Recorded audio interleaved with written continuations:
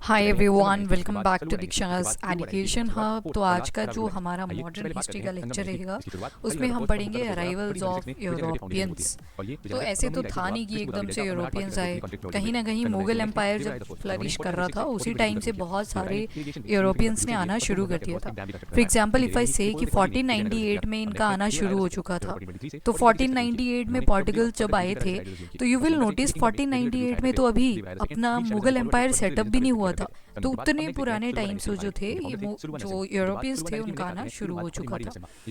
तो अब आए क्यों थे यूरोपियंस? क्या इनका डायरेक्टली ये पर्पस था कि हमें इंडिया पे अटैक करना है? तो नो, ये आए थे फर्स्टली कि एक तो हमें अच्छा सा रूट फाइंड आउट करना है इंडिया तक के लिए, और दूसरा हमें इनके साथ ट्रेड करना है, क्योंकि इंडिया के अंदर होते थे ब्लैक पेपर जिसको ब्लैक गोल्ड भी बोला जाता है। एक रोमिला थापड़ हिस्टोरियन है, उन्होंने बोला है कि जो ब्लैक पेपर है ना, it acts like a black gold, ठीक है, काले सोने की तरह। तो इसका एक बार क्या होता है कि एक यूरोपियन है वो लेके जाता है ब्लैक पेपर फ्रॉम इंडिया, वापस जब यूरोप पहुंचते हैं तो वहां पे वो नोटिस करते हैं कि उनको जितने दाम में उन्होंने खरीदा था उससे पता नहीं कितना गुना ज्यादा तो उनको प्रॉफिट हो गया। फिर उससे एक रेस लग जाती है कि हमें भी ट्रेड करना है, हमें भी ट्रेड करना है। तो ये रेस तो लगी, खैर, पर पहले रास्ता तो मिले अच्छा सा इंडिया के। अगर इंडिया हमें पहुंचना है तो उसके लिए रास्ता भी तो होना चाहिए। तो पहले का जो रास्ता हुआ करता था वो मैप पे देख लेते हैं। पहले क्या था कि अगर इंडिया पहुंचना है तो ये मिडिल ईस्ट वाला एरिया अरबिक कंट्रीज को क्रॉस करके जाना पड़ता था। तो अरबिक कंट्रीज को जब क्रॉस किया करते थे तो यहाँ पे जो भी लोग हुआ करते थे वो यहाँ पे बहुत ज़्यादा टैक्स ले लिया करते थे। कई बार अगर टैक्स के लिए मना कर देता कोई तो उनकी डेथ भी हो जाती थी। तो दैट्स वाई यूरोपियंस ने डिसाइड किया कि क्यों ना यहाँ से हम अफ्रीकन यूनियन के नीचे से जाते जाते इंडिया पहुंचे। तो ये रिसर्च जो थी वो शुरू हो जाती है ड्यूरिंग दिस टाइम पीरियड। बात तो अभी वही चल रही है 14th सेंचुरी के आसपास की, 15th सेंचुरी आसपास की। अब यूरोपियन जो है वो एक रास्ता ढूंढ रहे हैं कि कैसे इंडिया तक इजीली पहुंचा जाए। अब यहाँ पे एक पेनिनसुला है, अगर आपने मैप वाली क्लास लगाई थी ना तो यहाँ पे हमने एक पेनिनसुला पढ़ा था जिसका नाम था Iberian peninsula. Iberian peninsula, 3 countries इसके अंडर आती हैं। सबसे पहले ये पिंक कलर की जो दिख रही है दैट इज पोर्टुगल, एक तो आगे पोर्टुगल, दूसरी आती है स्पेन, और एक छोटी सी कंट्री थी बिटवीन फ्रांस एंड आपका स्पेन जिसका नाम था एंडोरा। तो ये 3 कंट्रीज हैं जो कि आइबेरियन पेनिनसुला का पार्ट था। तो यहाँ पे सबसे पहले पोर्टुगल्स शुरू करेंगे अपनी क्यूरियोसिटी को फुलफिल करने के लिए कि कैसे इंडिया हम पहुंचे वाया सी रूट, और जहाँ पे हमें कोई इन्वेड ना कर सके वैसा रूट इनको चाहिए था। तो पोर्टुगल्स ने अपनी जर्नी शुरू करी, कुछ लोग यहाँ तक ही पहुँच पाएंगे और यहाँ से वापस चले जाएंगे। तो यहाँ पे साउथ अफ्रीकन पार्ट आ गया। साउथ अफ्रीका के यहाँ पे नीचे बिल्कुल ये था Cape Town, Cape of Good Hope भी जिसको बोलते हैं, केप ऑफ गुड होप। फिर कुछ लोग जो थे वो यहाँ पे जाते हैं आगे, फिर ये मेडागास्कर वाला एरिया था, कुछ लोग यहाँ के बीच वाले रास्ते से निकलते हैं। फाइनली यहाँ पे इनको एक पायलट मिलेगा जो कि गुजराती था, और उसने हेल्प ली कि चलो जी इंडिया, और वो पहुंच जाते हैं फाइनली टू इंडिया। कैसे ये स्टोरी हुई, कैसे ये जर्नी चली, तो वो सारी चीजें देखेंगे। अभी स्पेन वाले भी चलने लगेंगे, पर स्पेन जो है वो ट्रीटी साइन कर देगा एक पोर्टुगल्स के साथ, क्योंकि पोर्टुगल्स का इंटरेस्ट बन रहा है ईस्ट डायरेक्शन में। ठीक है, हमने पढ़ा था अर्थ के 4 हेमिस्फेयर कौन कौन से थे। एक तो आ गया आपका ईस्टर्न हेमिस्फेयर, एक आ गया वेस्टर्न हेमिस्फेयर। वैसे बीच से इक्वेटर जाती है तो ऊपर वाला आ जाता है नॉर्दर्न हेमिस्फेयर, और नीचे का आ गया सदर्न हेमिस्फेयर। एक ट्रीटी आएगी जो कि स्पेन और पोर्टुगल आपस में साइन कर लेंगे। वो क्या बोलेंगे कि ये जो अटलांटिक ओशन है ना, ये एक लाइन है, एस शेप की लाइन थी। जो भी चीजें इसके वेस्ट में हमें मिलेंगी वो किसकी हो जाएंगी? वो हो जाएंगी स्पेन की, और जो भी इसके ईस्ट में मिलेंगी चीजें वो हो जाएंगी पोर्टुगल्स की। टॉर्डेसिलास करके एक ट्रीटी होगी, तो पोर्टुगल्स जो है जो भी चीजें मिलेंगी वो सारी किसकी हो जाएंगी? पोर्टुगल्स की। तो एक इमेजिनरी सा इन्होंने पैक्ट साइन कर लिया एक दूसरे के साथ। पोर्टुगल देखो इस तरफ है, स्पेन इस तरफ है, ये पोर्टुगल है, ये स्पेन इस तरफ है। पोर्टुगल ने बिकॉज इंडिया की तरफ जाना शुरू कर दिया था, तो ट्रीटी के तहत जो भी चीजें ईस्ट में हैं वो पोर्टुगल्स की हैं, और जो भी चीजें वेस्ट में हैं वो स्पेन की हैं। चलो ये बस इतनी सी स्टोरी अभी के लिए याद रख लो आप, और वन बाय वन हम सारी स्टोरीज को कंपाइल करेंगे कि कैसे कैसे ये यूरोपियंस आने लगे। ठीक है, नाउ लास्ट में हमने देखा था किस तरह से मुगल एम्पायर्स का डिक्लाइन हुआ था, वो स्टोरी हमने देख ली थी। And finally we are focusing on the arrival of Europeans in India. Europeans भी इंडिया के अंदर आ रहे हैं और एट द सेम टाइम बड़ी सारी रीजनल स्टेट्स इंडिया के अंदर फॉर्म हुए जा रही हैं। Maratha, Satnami, Sikh, Jats, so many things are happening inside India. तो इसी टाइम पीरियड में हम देखते हैं कि पोर्टुगल्स और बाकी यूरोपियंस ने डिसाइड किया कि कैसे न कैसे हमें रेड सी के थ्रू रास्ता मिल जाए। अब रेड सी की जब बात आई तो रेड सी तो ये वाला एरिया था, दे वर ट्राइंग कि इस वाले रूट से हमें, ऊपर नहीं, ये वाला एरिया, इस वाले रास्ते से हमें कोई ना कोई रास्ता मिल जाए। तो यहाँ पे आप सुनते हुए एक कैनाल है छोटी सी जिसको बोलते हैं Suez Canal. Suez Canal Mediterranean Sea में जाती है ये रेड सी से। तो आजकल का जो मॉडर्न एरा है उसमें तो पूरा का पूरा ट्रेड इसी रेड सी के थ्रू चल रहा है, पर उस टाइम पे ये कैनाल नहीं बनी थी, ये बाद में खुद बनाई गई थी। तो इस वजह से जो रास्ता मिलता है वो अफ्रीकन यूनियन के बाहर से मिलता है। अब देखो जिस दिन ये स्वेज कैनाल बनी ना, उस टाइम से ट्रेड के लिए कितना कम फ्यूल यूज होने लगा। पहले यहाँ से आ रहे हैं ये लोग, यहाँ से आ रहे हैं घूमते घूमते घूमते और यहाँ पहुंच रहे हैं। पर अब क्या हुआ, जब ये स्वेज कैनाल मिलेगी तो यहाँ से गए, यहाँ से गए। अब देखो मुझे ये बताओ कौन सा रास्ता लंबा पड़ रहा है। ऑब्वियसली ये जो नीचे वाला आ रहा है तो ये लंबा रास्ता पड़ जा रहा है, और ये वाला जो था इससे ट्रेड का जो रूट था वही बिल्कुल रिड्यूस कर दिया। तो ये स्वेज कैनाल वाला एरिया था जो कि रेड सी को कनेक्ट करती है with Mediterranean Sea. I hope आपने मैप वाली क्लासेस लगाई होंगी तो उसमें हमने ये चीजें पढ़ी थी। चलो जी, ये तो अभी हमने बिल्कुल स्टोरी पढ़ी जिसमें आपको कुछ याद रखने की चीजें नहीं थी। अब यूरोपियंस का कॉन्क्वेस्ट क्या था, why they wanted to enter in India, उसके लिए इनके 3 जीज के ऊपर फोकस करना पड़ेगा आपको। 3 जी क्या रिप्रेजेंट करते हैं? 1 जी स्टैंड फॉर गॉड, यानी कि इनका एक मेन पर्पस था क्रिश्चियनिटी को कैसे स्प्रेड किया जाए। तो गॉड यानी कि टू स्प्रेड क्रिश्चियनिटी। सेकंड जो इनका पर्पस था वो था gold, to pile up wealth. सभी ने सुन रखा था कि इंडिया जो थी वो एक सोने की चिड़िया थी, भारत जो था एक सोने की चिड़िया था। तो वो वेल्थ जो थी वो पाइल अप करनी है, कैसे करनी है वो अब वही चीजें तो देखेंगे। फिर ग्लोरी, ग्लोरी का मतलब है कि अपना एम्पायर और ज्यादा एक्सपांड करना है। इवन आप देखते हो कि ब्रिटेन अपने लिए क्या लगा देता था आगे, ग्रेट ब्रिटेन, थोड़ा सा खुद को और बड़ा दिखाने के लिए। तो मेनली 3 चीजों पे फोकस था, 3 जीज के ऊपर फोकस था। सबसे पहला गॉड यानी कि क्रिश्चियनिटी स्प्रेड करनी है, दूसरा आएगा गोल्ड यानी कि वेल्थ पाइल अप करना है, बहुत ज्यादा वेल्थ इकट्ठा करना है, तीसरा आएगा ग्लोरी यानी कि एक्सपांशन करनी है कि जहां भी यूरोपियंस जाएं उनकी पहचान हो कि ये यूरोपियन आए। ठीक है, तो ये 3 चीज का याद रखना। और वर्ल्ड की अगर बात करें ना तो उसको 2 हिस्सों में डिवाइड कर दिया गया, एक था ओल्ड वर्ल्ड, एक है न्यू वर्ल्ड। अपना तो ओल्ड वर्ल्ड में ही आएगा, खैर कैसे याद रखोगे तो कॉम्प्लेक्शन से याद रख लेना। पर जो यूरोप वाला पार्ट है ना, यूरोप हो गया, अफ्रीका हो गया, एशिया, ये सारे ही किसके पार्ट हैं? ओल्ड वाले के। अब कुछ यूरोपियंस जो थे उनको एक नया कॉन्टिनेंट मिल गया था, नॉर्थ अमेरिका, साउथ अमेरिका वाला। तो ये अमेरिकन जो कॉन्टिनेंट है वो आता है न्यू वर्ल्ड के अंदर। ठीक है, तो after beginning of age of discovery बहुत सारी नई जमीनें मिली, जिसमें सबसे पहला आता है आपका अमेरिका, और ओशिनिया आता है। ऑस्ट्रेलिया की साइड में आपको याद हो अगर, तो ऑस्ट्रेलिया की साइड में हमने बड़े सारे छोटे छोटे आइलैंड्स पढ़े थे, Solomon Island, Tonga Island, Nauru Island, तो पलाऊ आइलैंड, ठीक है, पपुआ न्यू गिनिया आइलैंड। तो there were so many islands over there, तो वो था ओशिनिया। तो ओशिनिया हो गया, अमेरिकन कॉन्टिनेंट हो गया। तो ये दोनों किस में आते हैं? ये आते हैं न्यू वर्ल्ड में।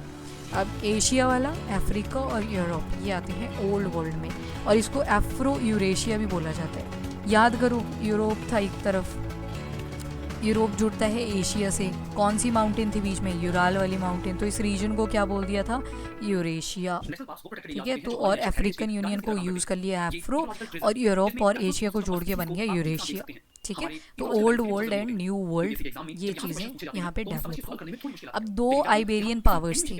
अब याद करो दोबारा से मैं आपको, ऐसे बनाया था ना पोर्टुगल, और आगे था स्पेन, यहाँ पे थी बे ऑफ बिस्के, और इस तरफ था फ्रांस आपका। तो ये था आपका स्पेन और ये था आपका पोर्टुगल, और यहाँ पे बीच में एक छोटी सी और कंट्री थी जिसका नाम था एंडोरा। तो ये 3 कंट्रीज़ हैं जो कि आइबेरियन पेनिनसुला के ऊपर फॉर्म हुई हैं। अब ये इन तीनों में से एंडोरा की तो बात नहीं करेंगे हम, आज भी करंट अफेयर में आप बहुत कम सुनोगे एंडोरा के बारे में, मतलब साल में गलती से या 2 साल में गलती से एक बार सुन लोगे, इतनी रेयर बातें आप इनकी सुनते हो। पर हमें जो फोकस करना है वो करना है पोर्टुगल और दूसरा स्पेन के ऊपर। अब 2 आइबेरियन पावर्स थी, one is Spain and second थी पोर्टुगल। इन दोनों ने क्या किया, मैरी टाइम जर्नी को शुरू किया, मतलब ये निकल गए क्यूरियोसिटी की वजह से कि हमें maritime routes find out करने हैं, समंदरों के थ्रू रास्ते हमें फाइंड आउट करने हैं। तो इस टाइम पीरियड को बोला जाता है एज ऑफ डिस्कवरी, यानी कि नई नई चीजें खोजने की एक क्यूरियोसिटी जागी among every citizen of Spain and Portugal. फिर इनको देख के, स्पेन और पोर्टुगल को देख के, जो इटालियंस थे, डच थे, इंग्लिश, डेन्स, स्वीडिश, फ्रेंच, ये सारे रेडी हो गए जी हमें भी जाना है, हमें भी जाना है, मैरी टाइम रूट देखना है, हमें भी क्रूज पे जाना है। तो ये सारी चली, पर शुरू किसने करी, तो पोर्टुगल और स्पेन ने करी थी, जो कि आइबेरियन पावर्स थे। ये देखो यहाँ पे ये चीजें चली। तो ये जो पिंक और ऑरेंज कलर दिख रहा है ना आपको, ये तो स्पेन आ गया, और ये पिंक कलर वाला जो है दैट इज द पोर्टुगल। तो यहाँ से ये स्टोरी जो है वो शुरू होती है। एक हेनरी हुआ करते थे, उनको नेविगेटर भी बोला जाता था। ये प्रिंस थे पोर्टुगल के। पोर्टुगल के प्रिंस थे कौन, हेनरी। इनको नेविगेटर का टाइटल दिया गया था। तो इन्होंने अपनी फर्स्ट ग्रेट एंटरप्राइज शुरू करी in the age of discoveries, और निकल गए ईस्ट डायरेक्शन में, ईस्ट यानी कि इस तरफ की डायरेक्शन में, कि मुझे निकालना है सी रूट। ठीक है, तो हेनरी को द नेविगेटर भी बोला जाता है। पोर्टुगल के प्रिंस हुआ करते थे। 1494 में क्या हुआ, अब आगे जी वो टॉर्डेसिलास, एक ट्रीटी साइन होगी किस किस के बीच में, स्पेन एंड पोर्टुगल। ये दोनों डिसाइड करेंगे, अटलांटिक ओशन एक सेंट्रल लाइन आ जाएगी। जो भी चीजें इसके वेस्ट में मिलने वाली हैं वो बिलोंग करती हैं स्पेन को, और जो भी इसके ईस्ट में मिलती हैं वो बिलोंग करेंगी पोर्टुगल्स को। ऑल्दो कुछ नहीं हो गया ऐसे, पर इन्होंने तसल्ली के लिए एक ट्रीटी साइन कर ली जिसका नाम रख दिया ट्रीटी ऑफ टॉर्डेसिलास। टॉर्डेसिलास कब साइन हुई थी, तो 1494 के अंदर साइन हुई थी। ठीक है, इन्होंने क्या किया, नॉन क्रिश्चियन वर्ल्ड को डिवाइड कर दिया। They divided non Christian world between them by considering Atlantic Ocean as an imaginary line, और बोल दिया कि जो पोर्टुगल्स हैं, जो भी चीजें इनको मिलेंगी इन द ईस्ट वो सारी उनकी, और जो भी चीजें मिलेंगी इन वेस्ट तो वो सारा किसका हो जाएगा, वो स्पेन का हो जाएगा। तो अटलांटिक ओशन को सेंटर लाइन मान के ये चीजें बोल दी गई। याद कैसे रखोगे, तो याद रखो अटलांटिक ओशन के ईस्ट में अपना इंडिया पड़ता है, तो इंडिया तो आए थे पोर्टुगल्स, अमेरिका की थोड़ी पढ़ रहे हैं हिस्ट्री। ठीक है, तो उससे याद रख लेना इसको। बाकी मैपिंग थोड़ी सी आपको आइडिया होनी चाहिए कि पोर्टुगल कहाँ है, स्पेन कहाँ है, तो उससे बेटर अंडरस्टैंडिंग बनेगी। इसके बाद बार्थोलोम्यू दियाज भी थे, ये भी एक पोर्टुगीज एक्सप्लोरर थे। इन्होंने भी सेलिंग करी, कहाँ तक करी, तो ये आए थे केप ऑफ गुड होप तक, इस एरिया तक ये पहुंच गए थे।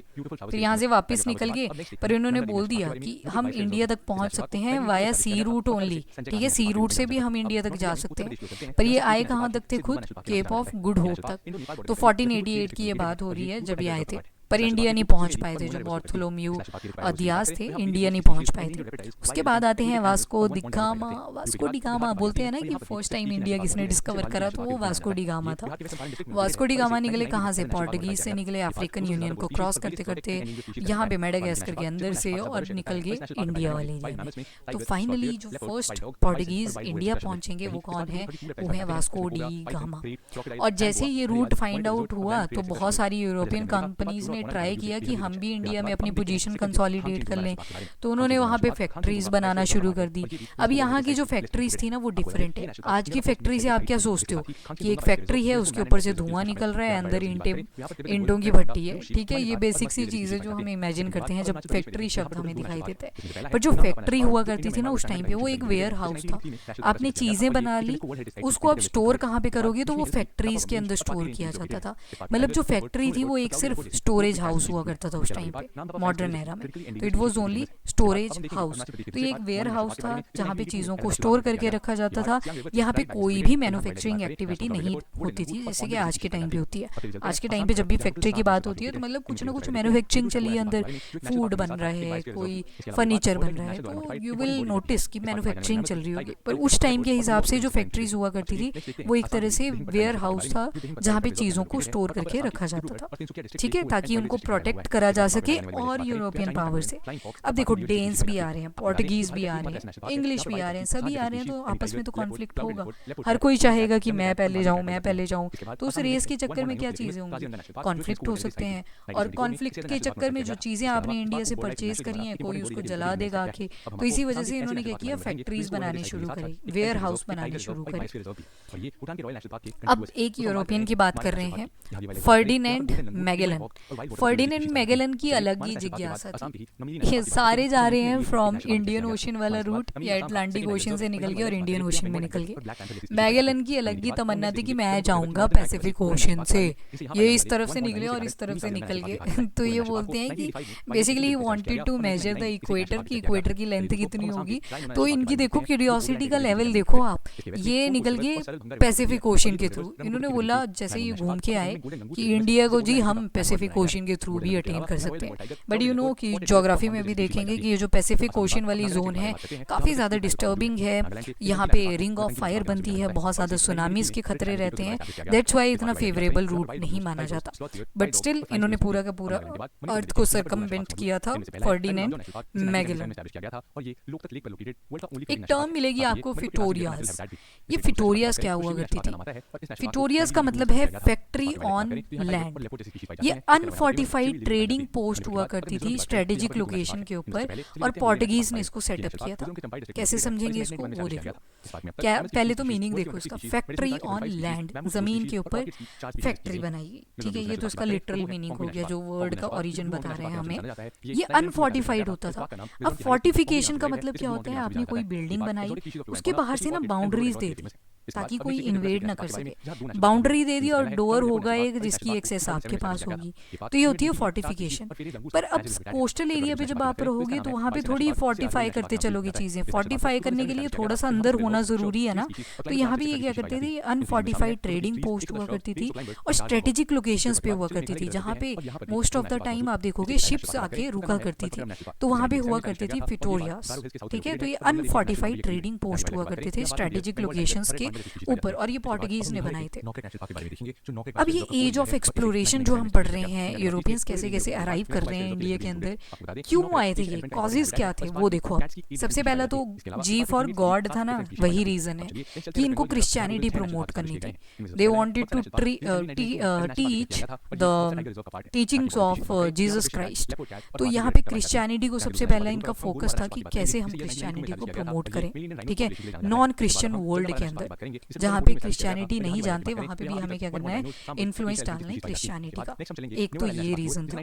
दूसरा था कि सी रूट इनको फाइंड आउट करना था। क्यों? क्योंकि मिडल ईस्ट से जब आते थे तो वहाँ पे जो टर्क्स थे, अरेबिक पीपल थे, वो सारे इनके रोड्स को ब्लॉक कर दिया करते थे, और अगर अलाउ करते थे तो फिर ड्यूटी बहुत ज़्यादा ले लिया करते थे, टैक्स बहुत ले लिया करते थे, तो फिर इनको उतना ज़्यादा मुनाफा नहीं हो पाता था। तो दूसरा जो इनका रीजन था वो था कि सी रूट हम एक नया फाइंड आउट करें जहाँ पे कोई ब्लॉकेजेस ना हो। तीसरा रीजन था इनको अपनी टेरिटरी एक्सपांड करनी थी। जी याद है ना, एक जी हमने गॉड पढ़ लिया, दूसरा जी हमने ग्लोरी पढ़ लिया। ग्लोरी में हमने क्या पढ़ा था कि इनको अपनी एक्सपांशन करनी थी ताकि पूरे वर्ल्ड में जाना जाए कि ये यूरोपियंस है। दूसरा टू एस्टेब्लिश हेजेमनी। हेजेमनी होती है एक तरह की मोनोपोली, सिर्फ हम ही राजा हैं, एक ही राजा बैठा है और बाकी सारे जो हैं उनको फॉलो करेंगे। तो अपनी पावर रिप्रेजेंट करना चाहते थे, हेजेमनी दिखाना चाहते थे, ठीक है, कोलोनाइज करना चाहते थे पूरे पूरे वर्ल्ड को, इम्पेरियलिज्म को फैलाना चाहते थे। तो मतलब यूरोपियंस ही सबसे सुप्रीम है, बाकी इंफीरियर है, वो चीज़ फील करवाना चाहते थे बाकी लोगों को। एक कमर्शियल गेन ये अर्न करना चाहते थे। तो ये कमर्शियल गेन और सी रूट वाला आप कंबाइन कर सकते हो, कंपेयर कर सकते हो। कैसे? सी रूट एक तो इसलिए फाइंड आउट करा क्योंकि जो टर्क्स थे, अरेबिक थे, वो इनका रूट रोक दिया करते थे, इनको जाने नहीं देते थे आगे, ट्रेड नहीं करने देते थे, और अगर करने दे देते थे तो टैक्स लगा दिया करते थे बहुत ज़्यादा, तो इनको कोई फाइनेंशियल गेन नहीं हो पाता था। तो एक रीज़न तो ये भी था, इनको कमर्शियल गेन्स भी चाहिए थे इंडिया के अंदर से, क्योंकि वहाँ पे सिल्क बहुत अच्छी क्वालिटी का था, जेम्स अच्छे हैं, मसाले मिल रहे हैं, स्पाइसेस, ब्लैक पेपर हमने पढ़ा जिसको ब्लैक गोल्ड बोला है रोमिला थापड़ जी ने, प्रीशियस मेटल्स मिलती हैं, गोल्ड मिल गया। तो ये सारी रीजंस थे जिनकी वजह से ये लोग इंडिया आ रहे थे। ठीक है, तो ये कॉजेज हैं, इनको याद रख लेना। और कुछ और रीजंस भी हैं।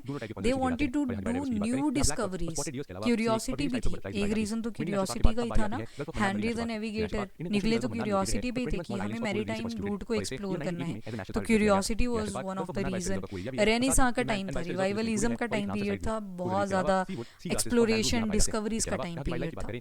और they wanted to check their ability in the field of maritime navigation and ship building, कैसे हम शिप्स को बेटर तरीके से बना सकते हैं। अब केप ऑफ गुड होप तक क्यों आए थे वो, क्योंकि शिप की टेंडेंसी कहीं ना कहीं उतने ही रूट तक रही होगी। तो एक रीजन ये भी था कि दे वांटेड कि हमारे पास शिप की क्वालिटीज अच्छी हो और मैरीटाइम नेविगेशन में हम सबसे ज्यादा प्रोमिनेंट हो सके। अब कौन कौन सी फैक्ट्रीज यूरोपियंस ने इंडिया में आके बसाई, तो पोर्टुगीज आ तो 1498 में गए थे, आ तो ये 98 में गए थे, पर इनकी कंपनी, इनकी जो फैक्ट्री थी वो कब जाके एस्टेब्लिश हुई वो देखेंगे अभी यहाँ पे। सबसे पहले पोर्टुगीज की बात करते हैं। चलो जी, कैलीकट, केरला वाले एरिया में आ जाओ, यहाँ पे है कैलीकट। कैलीकट में एस्टेब्लिश करते हैं अपनी सबसे पहली फैक्ट्री इन 1503। किसने करी, तो ये करी पोर्टुगीज, ठीक है, पहली फैक्ट्री एस्टेब्लिश।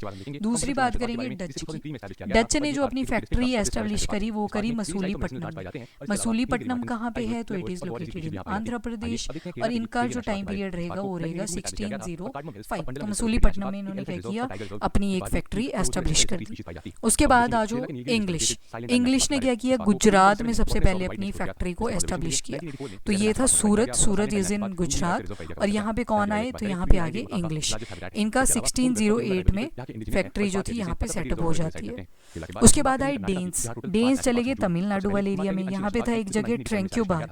ट्रेंक्यूबार में किसने अपनी फैक्ट्री को एस्टेब्लिश किया, तो वो किया था डेन्स ने। कब किया, तो ये हुए जाके 1616 में। उसके बाद आते हैं फ्रेंच। तो फ्रेंच भी बैठ गए आके इंग्लिश वालों की साइड में। अब आप देखोगे कि इनके बीच में ना बड़ी सारी लड़ाइयाँ होंगी। जो ब्रिटिशर्स थे, इंग्लिश थे, इंग्लिश ईस्ट इंडिया कंपनी थी, और फ्रेंच थे, ये बहुत ज्यादा लड़ेंगे आपस में इंडिया में, क्योंकि एक्चुअल में जो लड़ाई थी वो चल रही थी यूरोप में, तो उसका इन्फ्लुएंस इंडिया में भी देखने को मिल रहा था। ठीक है, दोनों पावर के लिए लड़ाई करेंगे इंडिया के अंदर। अल्टीमेटली जो इंग्लिश ईस्ट इंडिया कंपनी थी वो विनर की तरह इमर्ज होके आएगी, but still they will fight continuously. Problem Indians को होने वाली है। अब सबसे पहले हम फोकस करेंगे only on the Portuguese. Portuguese कैसे कैसे आए, क्या टाइम पीरियड रहा, कौन कौन ट्रेवलर इंडिया के अंदर आए थे। सबसे पहले तो बार्थोलोम्यू दियास के बारे में पढ़ेंगे। बार्थोलोम्यू दियास के बारे में जब हम पढ़ते हैं तो इनका टाइम पीरियड है 1452 1500 तक का। ये फर्स्ट यूरोपियन थे जिन्होंने केप ऑफ गुड होप तक का रास्ता अटेन किया था। केप ऑफ गुड होप याद आ रहा है ना, अफ्रीकन यूनियन था इस तरह से, और इसके नीचे से रास्ता जा रहा था। तो यहाँ पे केप ऑफ गुड होप एक टाउन है साउथ अफ्रीका के अंदर, उसके पास से ये निकल गए थे, फिर दोबारा से वापस चले जाते हैं। और इन्होंने बार्थोलोम्यू दियास ने बोला कि जो इंडिया कॉन्टिनेंट है, यानी कि एशियन कॉन्टिनेंट है, that can be achieve via maritime route. तो हम मैरीटाइम रूट से इसको जो है पहुंच सकते हैं, कहाँ तक, इंडिया तक। तो ये बार्थोलोम्यू दियास ने बोला। 1450 टू 1500 तक का टाइम पीरियड है। गुड होप पहुंचते हैं 1487 टू 88 के आसपास। 1542 की स्टोरी पे चलते हैं, तो यहाँ पे सेंट जेवियर के बारे में हमें पढ़ना पड़ेगा। इन्होंने क्या किया, जब इंडिया पहुंच गए थे ना, यहाँ पे वास्को डी गामा याद है ना, वास्को डी गामा जब इंडिया पहुंच चुके थे, उसके बाद बहुत ज्यादा ट्रेवलर जाएंगे इंडिया के अंदर, तो ये क्या करेंगे, सेंट जेवियर वहाँ पे कन्वर्जेंस करवाएंगे। फिशरमैन की ट्राइब हुआ करती थी, दो जगह पे थी, एक थी कोरोमंडल कोस्ट पे इस तरफ, कोरोमंडल कोस्ट, यहाँ पे जो ट्राइब हुआ करती थी फिशरमैन की, मछुआरों की, उसका नाम था परवरास, और एक थी मालाबार कोस्ट पे, मालाबार कोस्ट में जो ट्राइब रहा करती थी वो थी मुक्कुवार्स। मुक्कुवार्स, ये सेंट जेवियर जी आए और सेंट जेवियर ने क्या किया, इन दोनों को कन्वर्ट करवा दिया into Christianity. Mukkuvars of Malabar coast and Paravars of Coromandel coast, इन दोनों को कन्वर्जन करवा दी इनटू क्रिश्चियनिटी। लो जी, पहला जो जी था गॉड, वो यहाँ पे टारगेट फुलफिल हो चुका था। अब एक बैटल होगी जिसको बोलते हैं बैटल ऑफ स्वालीहोल। ये होगी जाके 1612 में। जो पोर्टुगीज है ना, उन्होंने एक फैक्ट्री अपनी सूरत में भी बनाई थी, तो सूरत अब इनके हाथ से चला जाएगा और इंग्लिश ईस्ट इंडिया कंपनी जो एस्टेब्लिश होगी वो उसको अटेन कर लेंगे। ठीक है, तो पोर्टुगीज बैटल ऑफ स्वाली किस किस के बीच में हुई थी, तो इंग्लिश और पोर्टुगीज के बीच में हुई थी, जिसमें विनर कौन रहा, तो इंग्लिश रही। Battle of Swally Hole. Surat जो था वो पोर्टुगीज से निकल गया किसकी तरफ, इंग्लिश ईस्ट इंडिया कंपनी की तरफ। उसके बाद डच आएंगे। डच क्या करेंगे, जितने भी पोर्टुगीज सेटलमेंट थी मालाबार कोस्ट के ऊपर, मालाबार कोस्ट के ऊपर जितनी भी सेटलमेंट थी पोर्टुगीज की वो सारी अटेन कर लेंगे डच। ठीक है, ये केरला वाला एरिया जो आ गया, यहाँ पे सारे पे डोमिनेंस आ जाएगी डच की। उसके बाद जो पोर्टुगीज होंगे they will lost all the position in India by the end of 17th century. उसके बाद 17th सेंचुरी तक तो पोर्टुगीज सब कुछ ही लूज करने वाले हैं इंडिया के अंदर। कुछ एक हिस्से बच जाएंगे जैसे गोवा, दमन एंड दीव। ऑल्दो पोर्टुगीज सबसे पहले आए थे इंडिया के अंदर, पर सबसे लास्ट में जाएंगे ये वापस। ठीक है, even India will get independence, पर ये लोग अभी भी बैठे होंगे गोवा के अंदर। फिर कुछ फाइट्स होंगी जिसकी वजह से इनको बाहर निकाल के फेंक दिया जाएगा। ठीक है, तो दे वर फर्स्ट टू कम पर last to go out of India. तो बैटल ऑफ स्वाली होल याद रखना, पोर्टुगीज और इंग्लिश ईस्ट इंडिया कंपनी के बीच में हुई थी। उसके बाद जो मराठास थे, मराठास ने क्या किया, ये जो सालसेट और बसीन वाला एरिया था ना, इसको कैप्चर कर लिया। महाराष्ट्र के आसपास जो भी ये रीजन था इसको सारा कैप्चर कर लिया। तो जब मराठास और पोर्टुगीज के बीच में वॉर हुई तो उसको बोल दिया बैटल ऑफ बसीन या बैटल ऑफ वसाई। ये हुई थी 1739 के अंदर। तो यहाँ पे था सालसेट और बसीन वाला एरिया, इसको कैप्चर कर लिया था मराठास ने। तो यहाँ पे एक बैटल होती है जिसको बोला गया बैटल ऑफ बसीन, बैटल ऑफ बसीन, और उसको ही बोलते हैं बैटल ऑफ वसाई। ये होती है 1739। तो ये जो सालसेट और बसीन वाला एरिया था ये किसने कैप्चर कर लिया, ये कर लिया मराठास।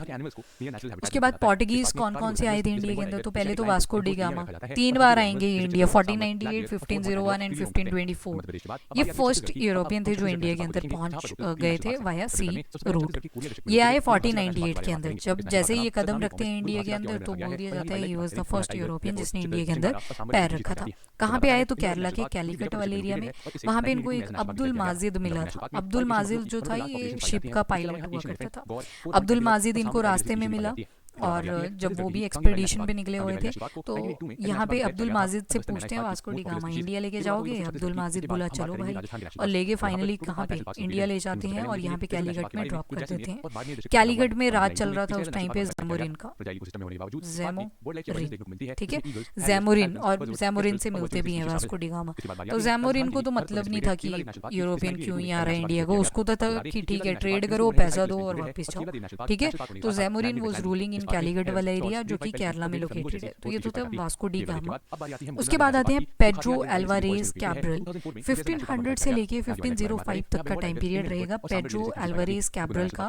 पेड्रो एल्वारेज कैब्रल का इन्होंने एक फैक्ट्री एस्टेब्लिश करी। कहाँ पे करी, तो कैलीकट में करी। पेड्रो एल्वारेज कैब्रल 1500 टू 1505 इन्होंने एक फैक्ट्री एस्टेब्लिश करी थी कैलीकट के अंदर। उसके बाद आता है फ्रांसिस्को डी अल्माइडा। 1505 से लेके 1509 का इनका टाइम पीरियड है, तकरीबन 4 साल का टाइम पीरियड रहेगा। तो ये फर्स्ट पोर्टुगीज गवर्नर थे इंडिया के। अब ये फर्स्ट पोर्टुगीज हैं जिनको एक ऑफिशियल पोजीशन दी गई, गवर्नर की पोजीशन दी गई। तो वो कौन थे, फ्रांसिस्को डी अल्माइडा। जो बाकी थे वो ट्रेवलर की तरह आ रहे हैं, ट्रेड करने के लिए आ रहे हैं, कुछ क्यूरियोसिटी के पर्पज से आ रहे हैं। बट जो फ्रांसिस्को डी अल्माइडा थे 1505 टू 1509 ये फर्स्ट पोर्टुगीज गवर्नर थे जो कि इंडिया के अंदर थे। ठीक है, और ये चाहते थे कि हम ना इंडियन ओशन के मास्टर बन जाए। तो इंडियन ओशन के मास्टर बन जाने से इनका मतलब था जितना भी मैरीटाइम है इसके आसपास वो हम कंट्रोल करेंगे। तो फ्रांसिस्को डी अल्माइडा ने एक पॉलिसी स्टार्ट करी जिसको बोलते थे ब्लू वाटर पॉलिसी। तो इनका मानना था कि फैक्ट्रीज बनाने से अच्छा है कि मैरीटाइम के ऊपर कंट्रोल कर लेते हैं। जितनी भी शिप्स आएंगी उनसे हम पहले क्या करेंगे, चार्जेस लेंगे। अगर वो हमारी बातें नहीं मानेंगे देन हम उनकी जो शिप है उनको कन्फिस्केट कर लेंगे या उनको मार ही देंगे। तो ब्लू वाटर पॉलिसी थी to master the Indian Ocean, मतलब जो इंडियन ओशन वाला रीजन है उसको पूरा क्या करना है, कंट्रोल करना है। और they wanted to control and want to become powerful at sea in order to check Arab invasion along with European companies. अब ये देखो अरब्स के ऊपर भारी पड़ने वाले हैं। जहाँ पे टर्क और अरब्स इनको रोक रहे थे ना लैंड रूट से, अब ये शिप के रूट से नहीं आने देंगे। तो ये तो थी फ्रांसिस्को डी अल्माइडा की स्टोरी। उसके बाद अल्फोंसो डी अल्ब्यूक्वेर्क्यू आते हैं, इनके बाद आते हैं फ्रांसिस्को डी अल्माइडा के बाद 1509 से लेके 1515 तक का टाइम पीरियड रहता है। तो इनको real founder of Portuguese power in India बोला जाता है। इन्होंने एक नया सिस्टम स्टार्ट किया जिसको बोलते हैं कार्टाज सिस्टम।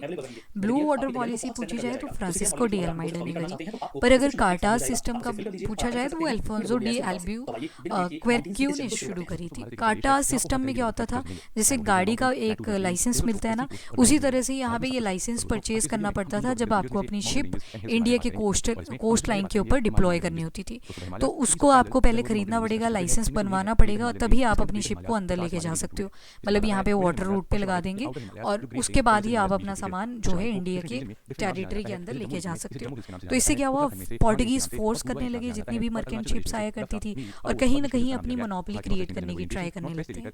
तो blue water policy given by Francisco de Almeida and कार्टाज सिस्टम जो था it was given by Alfonso de Albuquerque. ठीक है, तो अगर कोई नहीं मानता था कि हमें नहीं चाहिए लाइसेंस, तो उस केस में जो उनकी शिप्स और गुड्स होते थे उनको कन्फिस्केट कर दिया जाता था, उनको रोक लिया जाता था, वहीं पे आगे नहीं जाने दिया जाता था। देन पोर्टुगीज की कौन कौन सी बैटल्स होती हैं इंडिया के अंदर, वैसे तो 5-6 होंगी पर हमें सिर्फ 2-3 याद रखनी है। एक तो आपने बैटल ऑफ स्वाली होल देख ली ऑलरेडी, बैटल ऑफ बसीन देख ली, बैटल ऑफ वसाई जिसको बोला, तो वो तो हमने देख ली। Battle of Kananaur, battle of Kananaur होगी जो कैलिकट में राजा हुआ करते थे जैमोरिन और पोर्टुगीज के बीच में। ठीक है, पोर्टुगीज का कौन गवर्नर बैठा हुआ है, तो वो था लॉरेमो डी अल्माइडा। 1506 में ये आता है, तो इन दोनों के बीच में लड़ाई हो जाती है। होता क्या है, इनको रोकने की ट्राई करते हैं कि तुम इतना ज्यादा ट्रेड करने लगे हो, वो तो ठीक है, पर तुम एक्सप्लॉइटेशन क्यों कर रहे हो लोगों की, यहाँ पे जो यहाँ पे कारोबार कर रहे हैं उनके साथ एक्सप्लॉइटेशन क्यों कर रहे हो। तो उस वजह से जैमोरिन और इनके बीच में लड़ाई हो जाती है, और जब लड़ाई होती है तो ये क्या करते हैं, यहाँ पे बॉम्बिंग वगैरह कर देते हैं। So this was the battle of Cannanore जो कि केरला में हुई थी इन 1506। एक आएगी battle of Chaul. Battle of Chaul जो थी ये पोर्टुगीज और इजिप्शियन ममलूक्स के बीच में हुई थी। पोर्टुगीज और इजिप्शियन ममलूक के बीच में हुई थी, ये महाराष्ट्र वाले एरिया में हुई थी 1508 के अंदर। बैटल ऑफ द्यू ये पोर्टुगीज वर्सेस जो गुजरात के सुल्तान थे उनके बीच में हुई। तो Arabian Sea obviously Diu was located on the bank of Arabian Sea, तो अरेबियन सी में ही ये फाइट हो जाती है 1509। उसके बाद गोवा का कॉन्क्वेस्ट हमने देख लिया, जो आपने बैटल ऑफ स्वाली होल पढ़ी। उसके बाद सॉरी गोवा का देख लिया, और गोवा तो नीचे वाले एरिया में आएगा, इसका भी कॉन्क्वेस्ट चलेगा और ये तो बहुत एंड तक चलने वाला है, यहीं तक ये रह जाएंगे जो पोर्टुगीज है। बैटल ऑफ स्वाली होल आपने देख ली जो कि गुजरात में हुई। बैटल ऑफ गोवा में क्या हुआ था, डच की लड़ाई होती है पोर्टुगीज से, ठीक है, 1638 के अंदर। नाउ पोर्टुगीज की कॉन्ट्रीब्यूशंस क्या क्या थी, एक तो इनकी वजह से यहाँ पे टोबैको की कल्टीवेशन शुरू हुई, पोटैटो की कल्टीवेशन शुरू हुई, पाइनएप्पल, चिली, टमाटो, ये सारी कल्टीवेशन पोर्टुगीज की ही कॉन्ट्रीब्यूशन है। इन्होंने कुछ क्रॉप्स को भी इंट्रोड्यूस करा, जैसे कि कैश्यू नट्स हो गए, कोकोनट हो गए, तो ये इन्होंने इंट्रोड्यूस करे इंडिया के अंदर। फर्स्ट प्रिंटिंग प्रेस इन्होंने इंट्रोड्यूस करी गोवा के अंदर इन 1556। बाइबल की प्रिंटिंग के लिए करी थी इन्होंने इंट्रोडक्शन यहाँ पे प्रिंटिंग प्रेस की, बट स्टिल जो प्रिंटिंग प्रेस का कॉन्सेप्ट है वो पोर्टुगीज ही लेके आए थे। फर्स्ट साइंटिफिक वर्क होता है इंडियन मेडिसिनल प्लांट्स के ऊपर, कि जो प्लांट्स होते हैं उनके अंदर प्रॉपर्टीज होती हैं लाइक अ मेडिसिन, तो उनको फिर एज अ मेडिसिन यूज किया जाने लगा। उसके बाद जो पोर्टुगीज थे इन्होंने काफी ज्यादा प्रोमिनेंस दिखाई मैरीटाइम रीजन में, but they were the first to come in India और last to go back from India. India independent भी हो जाएगा, उसके बाद भी they are still staying here, ठीक है। तो ये अराइवल ऑफ यूरोपियन को हमने शुरू कर दिया है, जिसमें हमने पोर्टुगीज के ऊपर आज फोकस करा। तो सबसे पहले तो हमने देखा 3 G's पे फोकस था, God, gold and glory. World को 2 हिस्सों में डिवाइड कर दिया, old world and new world. 2 Iberian जो कंट्रीज थी, स्पेन एंड पोर्टुगल, इनके बीच में एज ऑफ डिस्कवरी का एक कॉन्क्वेस्ट शुरू हो जाता है। इनको देख के बाकी यूरोपियन भी शुरू कर देते हैं। एक ट्रीटी ऑफ टॉर्डेसिलास जो है वो साइन हो जाती है between Spain and Portugal. Portugal को सब कुछ मिलेगा on the west direction and Spain को सब कुछ मिलेगा, सॉरी पोर्टुगल्स को सब कुछ मिलेगा इन ईस्ट डायरेक्शन एंड स्पेन को सब कुछ मिलेगा इन वेस्ट डायरेक्शन। खैर सपना ही था, बाद में ऐसा कुछ नहीं हुआ। हेनरी द नेविगेटर ये प्रिंस हुआ करते थे पोर्टुगल्स के। उसके बाद 1494 में हम देखते हैं ट्रीटी ऑफ टॉर्डेसिलास साइन हो जाती है स्पेन एंड पोर्टुगल्स के बीच में। बार्थोलोम्यू दियाज, इनके बारे में आगे देख लेते हैं। Vasco da Gama was the first European to reach India. उसके बाद ग्रेजुअली यूरोपियन कंपनीज और भी एस्टैब्लिश होने लगती हैं। फैक्ट्री का मतलब जस्ट यहाँ पे था कि चीजों को स्टोर करके रखना, ठीक है, आज के टाइम की तरह नहीं कि मैन्युफैक्चरिंग चल रही होगी। फर्डिनेंड मैगेलन ये फर्स्ट यूरोपियन यूरोपियन थे जिन्होंने पैसिफिक ओशन को क्रॉस करा था to circumvent the earth. Victoria जो थी अनफोर्टिफाइड ट्रेडिंग पोस्ट हुआ करती थी स्ट्रेटेजिक लोकेशन के ऊपर। कॉजेज हमने देख लिए बहुत सारे थे, एंड कौन कौन सी फैक्ट्री कहाँ कहाँ पे इन्होंने एस्टेब्लिश करी वो हमने देखा। जैसे पोर्टुगीज ने कैलिकट केरला वाले एरिया में करी, और डच ने मसूलीपट्टनम आंध्र प्रदेश में करी, इंग्लिश ने सूरत में। एक तो ये सीक्वेंस याद कर लो, PDEDF, पहले पोर्टुगीज फिर डच इंग्लिश स्पेन फ्रेंच। तो ये एक सीक्वेंस है जो फैक्ट्रीज का इन्होंने यहाँ पे पुट करा। उसके बाद पोर्टुगीज की हमने सीक्वेंस पढ़े, पहले बार्थोलोम्यू दियाज जो केप ऑफ गुड होप तक ही गए थे और वहां से बोला कि इंडिया हम पहुंच सकते हैं। वह सी रूट 1542 में हमने सेंट जेवियर के बारे में पढ़ा, जहाँ पे उन्होंने क्या किया था, फिशरमैन थे प्रवारास इन द कोरोमंडल कोस्ट जो तमिलनाडु वाले एरिया में थी, एंड मुकुवारास मालाबार कोस्ट वाले में आ जाते हैं। यहाँ पे इन्होंने क्रिश्चियनिटी स्प्रेड करी, इनको कन्वर्ट करवा दिया। बैटल ऑफ स्वाली हो जाती है जिसमें सूरत लॉस्ट हो जाता है from the Portuguese to English East India Company. Marathas ने सालसेट और बसीन वाला एरिया कैप्चर कर लिया, तो इसको बोला गया बैटल ऑफ बसाई एंड बैटल ऑफ बसीन, ठीक है। और फिर Vasco da Gama was the first, तो एक इनको पायलट मिला था, शिप पायलट अब्दुल मजीद, और उन्होंने हेल्प करी थी इनको पहुंचने में गुजरात। उसके बाद पेड्रो अल्वारेज कैब्रल आए, फिर फ्रांसिस्को डी अल्माइडा जिन्होंने ब्लू वाटर पॉलिसी दी, और अल्फोंसो डी अल्बुक्वेर्क्यू जिन्होंने कार्टा सिस्टम दिया। पोर्टुगीज की बहुत सारी बैटल्स हुई इंडिया के अंदर, जैसे कि battle of Cannanore, battle of Swally Hole, battle of Chaul, battle of Diu, conquest of Goa. तो गोवा वाला जो था ये ध्यान में रख लेना, डच वर्सेस पोर्टुगीज हुआ था। उसके बाद कंट्रीब्यूशंस क्या क्या रही, तो टमाटो की खेती, चिली मिर्ची की खेती, पटाटो, पाइनएप्पल, टबाको, इन सब की जो कल्टीवेशन थी वो पोर्टुगीज की कंट्रीब्यूशन है।